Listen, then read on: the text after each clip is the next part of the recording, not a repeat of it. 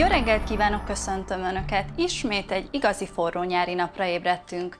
Bár délután gomoly és fátyol felhők úsznak fölénk, sok napsütés várható. Záporok legfeljebb az északnyugati határ térségében fordulhatnak elő. A nyugatias szelet az északi országrészben kísérhetik élénk lökések, máshol mérsékelt lesz a légmozgás. A hőmérséklet 31 és 35 fok közé emelkedik.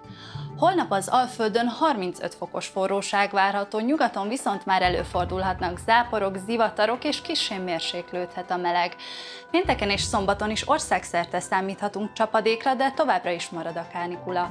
Vasárnap aztán ismét egy gyenge hidegfront érkezik, ami a jövő hét elején is velünk marad, így végre felfrissül majd a levegő egy kicsit. Köszönöm a figyelmet, legyen szép napjuk, viszontlátásra!